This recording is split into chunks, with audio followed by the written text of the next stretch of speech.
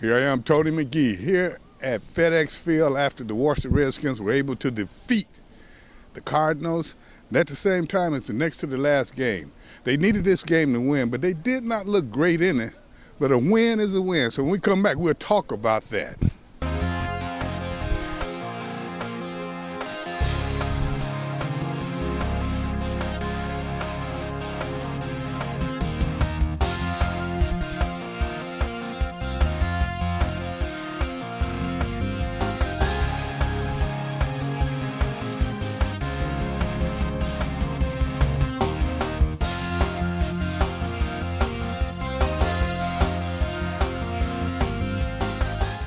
Yeah, I just saved a whole lot of money by switching to Geico.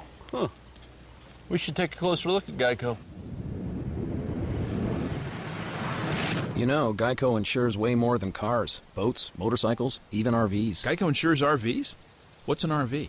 The thing we've been stuck on for 5 years. Wait, I'm not a real moose? We've been over this, Jeff. We're stickers. I'm not a real moose. Give him some space. Deep breaths, Jeff. What's a sticker? Take a closer look at Geico. Great savings and a whole lot more.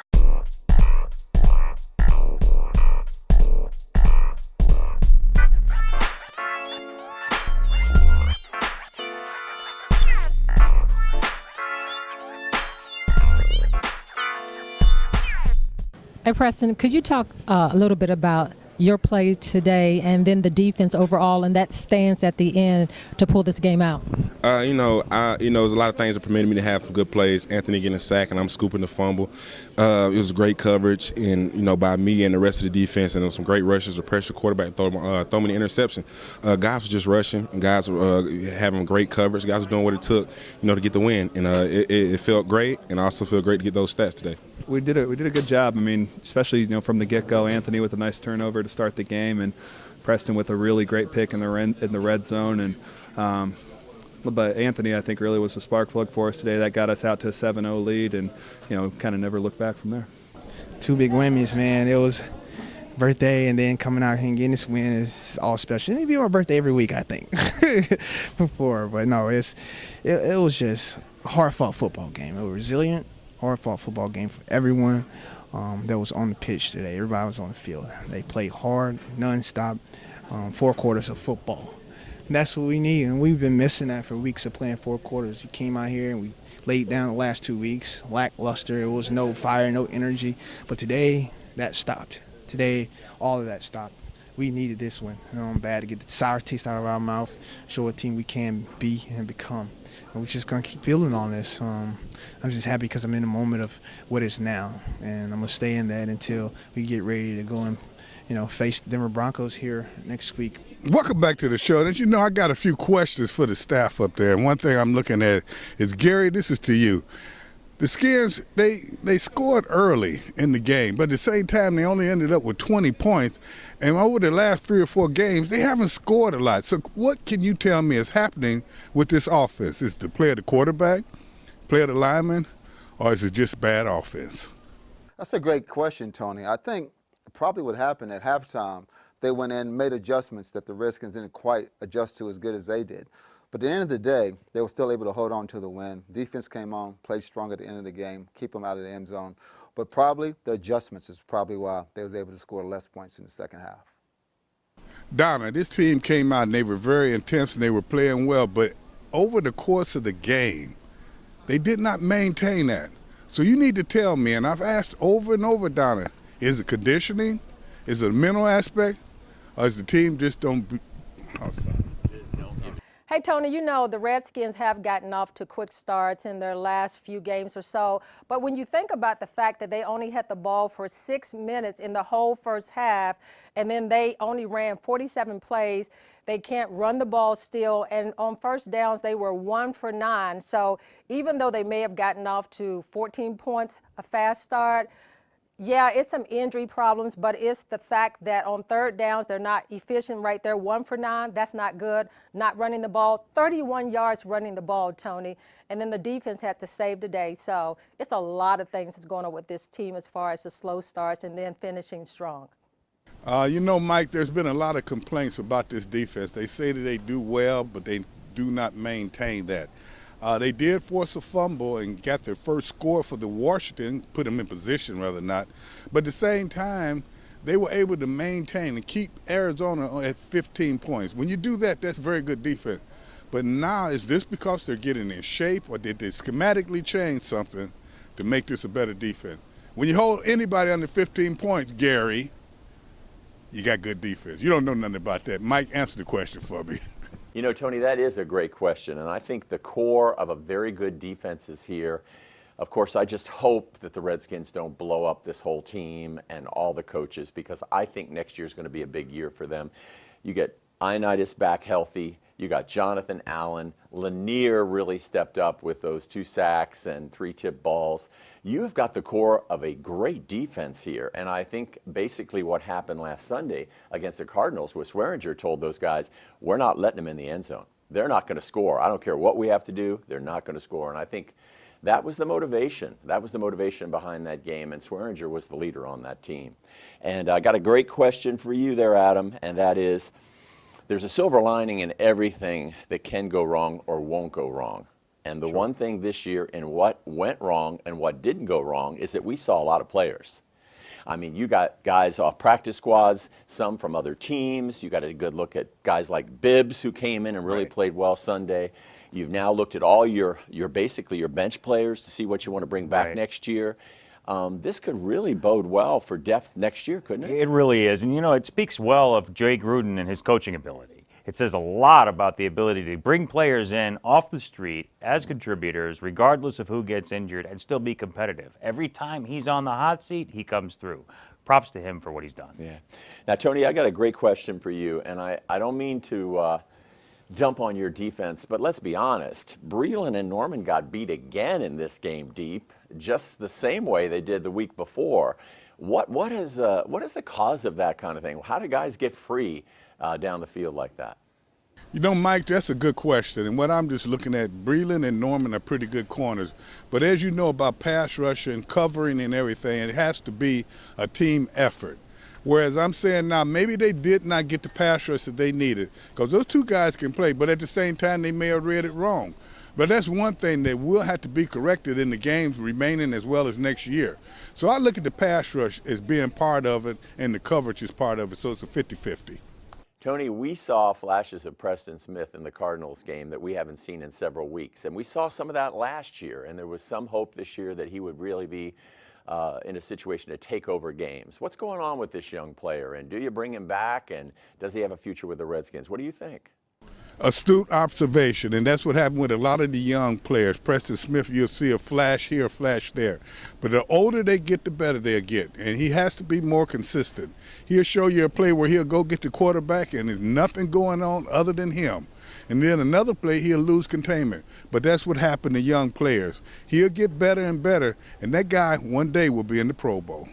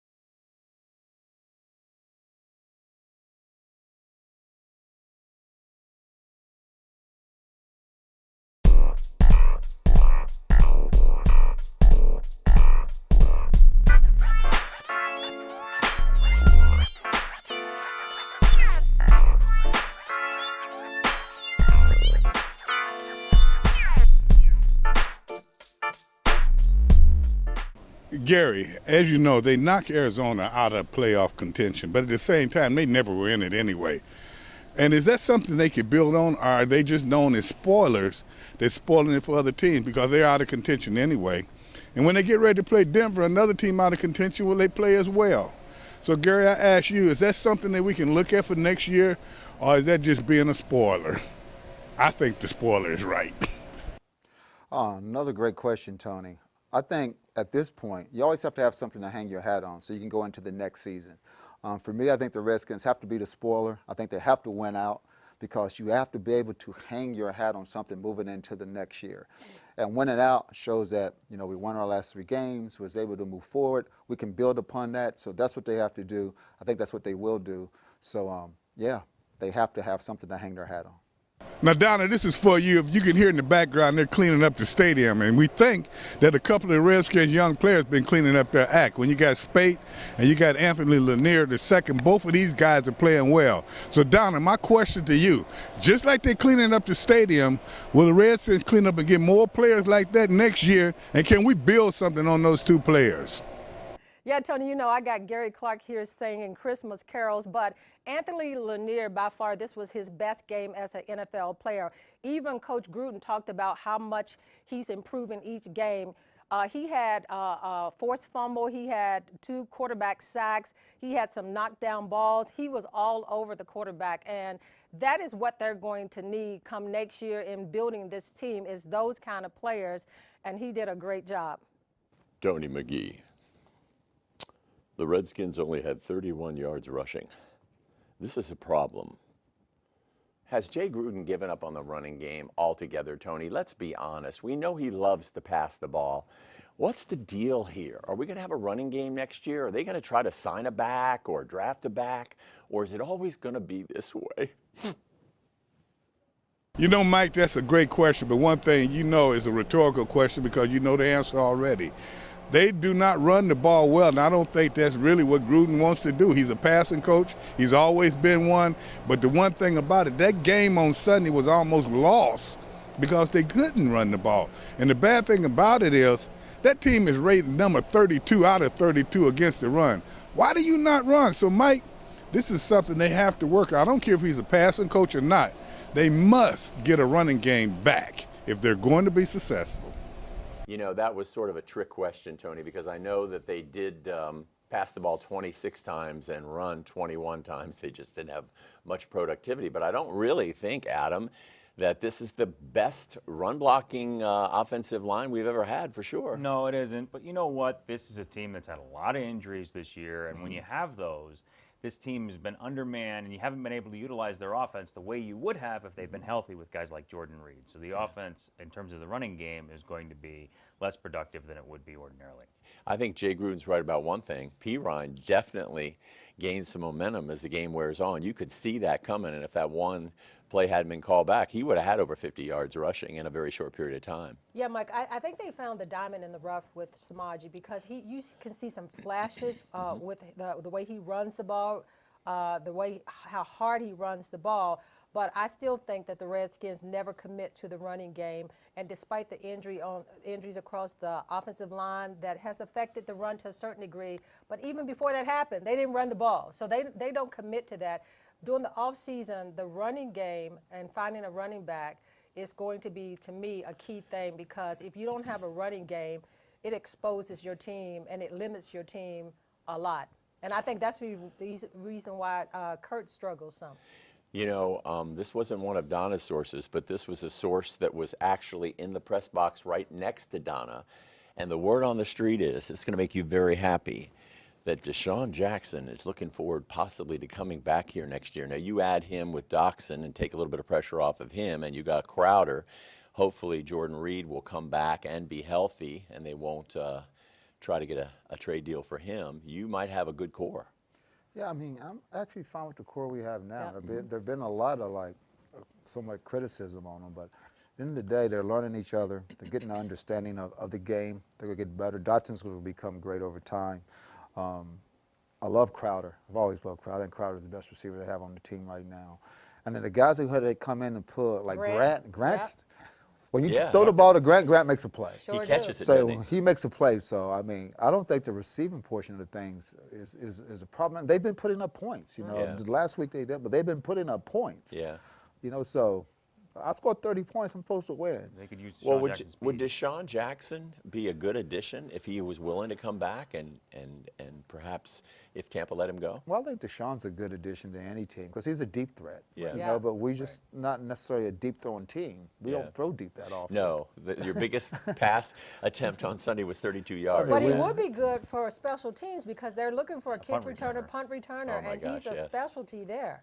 I mean, so they are would really Yeah, need but him Deshaun's not going to come here to return there. I know punts. not that, but Well, yeah. No, but he well, could. well, I got you, Gary. I got 2 seconds left, but are you surprised at how well Breland has done? Really, returning kickoffs? I mean, he's got the highest average we've had in 2 or 3 years. Not at all. Yeah. Mentality-wise, he's not scared of anything or anybody. Yeah, yeah. All right, we'll take a break, and when we come back, we'll see what happens. But talk about, being gone and being able to come back before the year ends. Yeah, it never feels normal the day that you have when you're on IR, going in and working out and doing rehab. And you see the guys, but it's not the same as being on the practice field and being here on game day, being in the battle. And I know it's different for a kicker than a D lineman, but everybody playing a role and coming together and feeling the feeling of a win again is really nice. So I missed it, but being on IR never felt normal. We're now practicing this past week and then this game, it's like I'm back in it, so it feels really good. But it's got to be tough, too, as far as being, with the injury and not being able to be here to contribute and just the struggles that this team has gone through, down the stretch and not being in the playoff once again this year. Yeah, it's frustrating because you look at the beginning of the year and the feeling in the locker room was definitely that we could play with anybody. And then when we just got really killed with tons of – and every team has excuses, that everybody has injuries, but it really seemed like it was over the top this year for us, which was really unfortunate given the fact that we really felt like we could play with anybody. So, yeah, it's unfortunate, but it's good to kind of at least get the train back on track toward the end and hopefully have something to build on next season. Hey, Tony, look, family is back. Right here.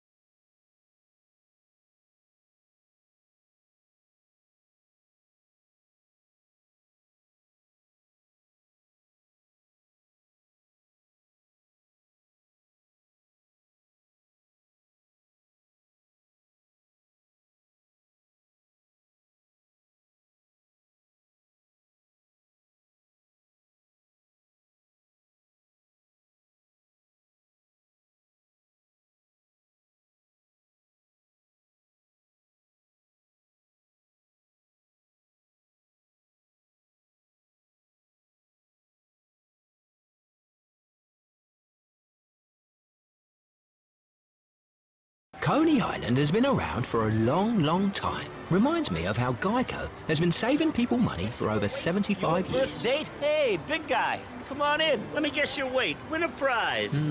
Sure, why not? 12 ounces? Sorry, mate, 4 ounces. I've been taking the stairs lately. You win, big guy. Sorry. Excuse me. Wow, he looks so much more real on TV.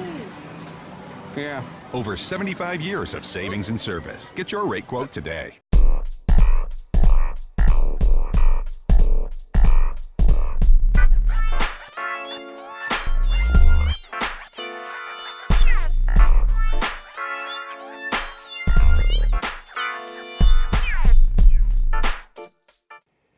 Well, Donna Hopkins, as always, traveled to every game this year, was on massive number of flights in order to get great sound bites, but fortunately she only had to go to FedEx to get her brother's comments after the game, and it was good to see him back in a Redskins uniform. We'll talk to her in a second about that, but let's ask the genius here about Brock Osweiler and the Denver Broncos coming to town and a pretty good defense that the Redskins are going to face. Yeah, you better get Von Miller blocked. Because let me tell you, he is going to hit Kirk Cousins on a regular basis just about every play. And if you don't block him, it'll be a long afternoon. The Broncos are in the top 3 in run defense.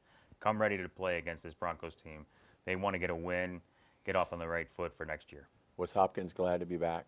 Most definitely, yeah. You know, it was a fluke accident as far as how he got hurt and just being able to come back before the season is over. But to Denver for a quick second is their quarterback situation has been like a musical chair all season long, and they don't even know who's going to really be productive right now. And so they've got quarterback questions in Denver. It's Brock Osweiler. Yeah, well, and he's for mobile. now. He's mobile. I tell you, he can be hot and cold, but that guy can throw the ball. Hot and cold. Hot and cold. What do you think of that guy? A guy who can scramble, a guy who can throw? I think hot on your side, cold on her side. At the end of the day, that's what I think. So, I mean, but if he ever does be able to take that and become, you know, continuous hot, he'd be a good guy. I mean, it's like Gabbert. I think they'd pretty much given up on these two quarterbacks, but I think they're both showing promise. And they might both land jobs, permanent jobs next year. You wanted to say something? They will. The key to this game this week is going to be you have to rush the passer. You have to get to Brock Osweiler with 4 down linemen. If you do that, the Broncos will be ineffective offensively. They struggled. Yeah, now, the Skins have played up to common opponents or better. This is not a common opponent. This is a lesser opponent, Donna. What do you think? Yeah, but the thing about it is when you look at the Cardinals too, they were an underachieving team also, and the Redskins struggled against that team also. But I think that it comes down to, despite what Denver looks like and what they played like this season, it comes down to what the Redskins do themselves. They've got to play better, get off to a quick start, defensively, offensively. They've got to put all the pieces together. So to me, it's more about the Redskins versus Denver. You're the only one that has the real inside track. I know you know things we'll never know. Is Trent Williams going to play this week? Probably not. Okay. Probably not. I mean, the knee is really messed up, isn't it? Well, could be also he could just be. I mean, it's a different attitude in players than when I play. You know, a lot of times we want to come back and play no matter what.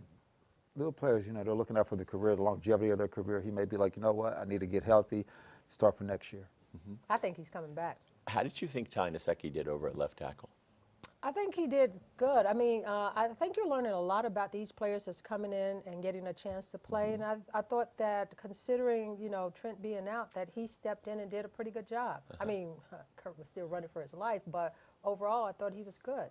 Yeah, when you got a guy like Mo Harris and you have a guy like Josh Doctson who can go deep, do you try to devise some kind of blocking scheme to be able to throw the ball downfield at least 2 or 3 times during a game? I mean, down the field, more than 20 or 30 yards. I think a lot of times, too, you can move your quarterback around. You know, you can come out, speed, yeah, he rotate, does well throw on the back, throw. kind of across the field as well. There's things you got to do that allows yourself to give yourself time to do those things. Yeah. Sometimes, you know, 5-step, 3-step drops, there's not a lot of time to find somebody. 7-step drop gives me more time. Yeah. There was a time, speaking of this same situation here, where Kirk rolled out. One of the few times in the game he rolled right. And you saw Josh Doctson downfield jumping up and down, jumping jacks on wide open with nobody within 20 yards of him. Why didn't he see him? You gotta see the field. That's one of the weaknesses of Kirk Cousins. He's a great quarterback when things are at pressure situations, but you got to see the whole field. You got to see who's open when the schemes break down. I said something to you there, and you said, well, he made the first down, Mike. Well, but because the thing about it is he locked into that receiver that he was looking at, and he didn't have enough time to really look downfield. But I think it's what it is he's locking down. But I think Gary hit it on the nail. If he rolls out more so, that's where he's successful instead of staying back in those 3-man drops. Yeah. But you got to see that. You got to see that open guy downfield. Yeah. He just didn't. He wasn't looking at him. Yeah, I mean, I got 20 seconds, but I got to know the answer to this. You never know from a quarterback perspective how much time you're going to have to throw the ball, depending on the line that's on the other side of the ball. So what do you guys say in the huddle to the quarterback? Looks like you only got 2 or 3 seconds. Let's try this. Do you ever give him a suggestion? But typically, you know, you adapt your pattern to the time that the quarterback's getting. Okay. Like for example, if my quarterback's not getting a lot of time and I got a 20-yard route, well, that route may become a 15-yard route because he doesn't have enough time. All right. Experience. Experience. Yeah. And he knows all. We'll take a break. I don't know about that. Ah, the Ravens, never fleeting, still are winning, still are winning. But when the pests come knocking at your door, and the bees that bumble sound like the roar of the stadium's rumble, and you see the ants and roaches creeping and crawling as the moonlight hits the floor, Have no fear, for PMSI will rid you of those pests to scamper and scatter on your floor. Once they treat, nevermore. I'll have the langoustine lobster ravioli. For you, sir? The original call was for langoustine ravioli. Langoustine is a tiny kind of lobster. Slight shellfish allergy rules that out. Plus, my wife ordered the langoustine. I will have chicken tenders and tater tots. If you're a ref, you way over-explain things. It's what you do. If you want to save 15% or more on car insurance, you switch to Geico. Sir, we don't have tater tots. It's what you do. I will have nachos. Hello, Tony. What is up? I am Santa's helper with a list of things Santa is bringing the Washington Redskins for Christmas. There are many things on the list, but I can only name a few. Number 1, a strength and conditioning coach. Your team has had many injuries all season. We need someone to help them stay on the field. Number 2, a big roll of tape. Your defensive backs talk too much. We feel if their mouths are covered, they will shut up. Number 3, a quarterback. Number 8 is on the list of many other teams, and we feel that he is leaving Washington. You will see one of those teams this week when they play the Denver Broncos. And finally, number 4, your team is asking for and will receive a psychologist. The Redskins are up one week, down the next week. They win one game, they lose one game. We feel they have a split personality. This psychologist will help your team do better next season. Tony, we hope you have a very Merry Christmas, and don't forget to leave the milk and cookies out for Santa. We will talk to you later. Bye. In the spirit of giving, and as the year comes to an end, please consider my foundation, Hopkins Breast Cancer Incorporation, a 501c3 charitable foundation here in the Washington, D.C. metropolitan area that aids in helping those that's going through breast cancer. Come and be a part of a great team with your gift of any amount. What a wonderful way to share holiday cheer and hope with those going through breast cancer. Make an impact. Tell your friends and family and supporters that you're changing lives by donating to helping those going through cancer. Please visit my website at www.hopkinsbcinc, the helping hand in the cancer community. Hi, this is Zach Pierleonardi with What's Bugging You. I'm part of PMSI at www.mypmsi.com. You can call us at 703-723-2899 to take care of any of your pest control needs. For example, mice, rats, and rodents this time of year in the winter, they're coming into your house, they're chewing up your wires, they're getting into your insulation, they're eating your food. If you have pets, they're going to eat that food. If you have one mouse can have 8, 8 can have 90. Next thing you know, you got a whole infestation in your house. And today we have Nina with What's Bugging Her. Hi, this is Nina Patrone in Vienna, Virginia. What's been bugging me this NFL season were all the politics. I'm so happy that's over with. That's what's been bugging this NFL fan. Before we throw it to Tony and his tip and his close, I have to ask you real quickly, if this team goes 8-8, do you change anything? Do you bring everybody back? You bring Gruden back and you get the draft picks right. I love it when you talk that way. What do you think, You don't want Donna? to blow it up because you don't want to start all over from scratch. No. Okay, this is the man that knows all. Is Kirk Cousins going to be in a Redskins uniform next year? That is a good question. You probably know something. That's just a good question. No, He's tight lips over here. That is not very good. Well, ladies and gentlemen, we have to wish you a great holiday, and we hope that you'll have a very safe one. And we do have to all bow in the last 10 seconds to Gary Clark, who once again surged ahead in the picks, and he is now number 1. Let's all bow to Gary. He hasn't won yet. Let's all bow to Gary You for can this never week. Ain't gonna happen. We are getting You ready can to never close win. out the new year. Anyway, thank you all for being with us. And Tony, I know you got a tip, and I know you're probably going to tell us who's going to win next week. We'll see. Happy holidays. My tip is to the Washington Redskins. You won this game, but the one on Christmas Eve, don't ruin our Christmas Eve by dropping the egg and not doing well. It's something you can build on, and not just for next year, but you need to build on it for the next game. So go out there and play hard. Keep that team to 15 points, and you'll win that one. Now, I'm about to close out the show, and the next time I see you be on Christmas Eve. I hope that they give us a present. I guess Santa Claus will have to bring it, but at the same time, we're looking for it. Denver being here, we'll be here. We hope you'll be here. As I always say, not goodbye, in the minute.